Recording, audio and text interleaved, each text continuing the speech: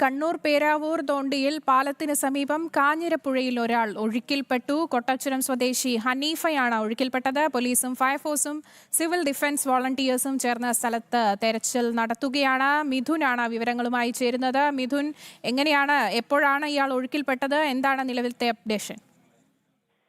ആര്യ, പേരാവൂർ തൊണ്ടിയിൽ പാലത്തിന് സമീപമാണ് കാഞ്ഞിരപ്പുഴയിൽ ഒരാൾ ഒഴുക്കിൽപ്പെട്ടത്. കൊട്ടംചുരം സ്വദേശിയായ ഹനീഫയാണ് ഒഴുക്കിൽപ്പെട്ടത്. ഇയാൾ വെള്ളത്തിന്റെ ഒഴുക്കിന്റെ സമയത്ത് ധാരാളം തേങ്ങകളൊക്കെ വെള്ളത്തിൽ ഒഴുകി വന്നിരുന്നു. ഈ തേങ്ങ എടുക്കാൻ വേണ്ടി പുഴയിൽ ഇറങ്ങിയ സമയത്താണ് ഒഴുക്കിൽപ്പെട്ടതെന്നാണ് മനസ്സിലാക്കാൻ വേണ്ടി സാധിക്കുന്നത്. ഇയാൾ ഒഴുകി പോകുന്നതിന്റെ ദൃശ്യങ്ങളടക്കം പുറത്തു വന്നിട്ടുണ്ട്. പ്രദേശത്തെ പേരാവൂർ ഫയർഫോഴ്സും സിവിൽ ഡിഫൻസും അതുപോലെ തന്നെ നാട്ടുകാരും പോലീസും ചേർന്ന് തിരച്ചിൽ നടത്തി വരികയാണ്. ഇതുവരെ ഇയാളെ കണ്ടെത്താൻ സാധിച്ചിട്ടില്ല എന്നാണ് മനസ്സിലാക്കാൻ വേണ്ടി സാധിക്കുന്നത്.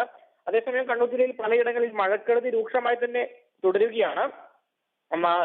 കണ്ണൂർ പഴശ്ശി ഡാമിൽ 2 ഷട്ടറുകൾ 2.5 മീറ്റർ വീതം വീണ്ടും ഉയർത്തിയിട്ടുണ്ട്.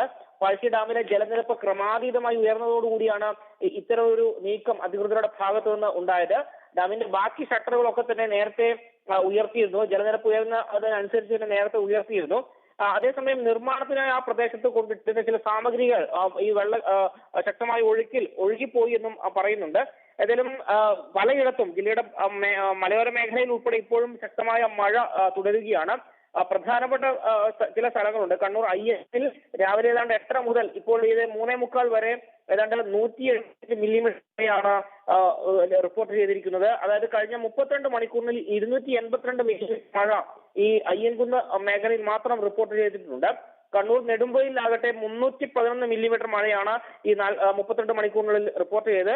ഏതായാലും മലയോരത്ത് ഉൾപ്പെടെ ശക്തമായ മഴ തുടരുകയാണ്. പക്ഷേ നഗരപ്രദേശങ്ങളിൽ മഴയുടെ തോത് അല്പം കുറഞ്ഞിട്ടുണ്ട്.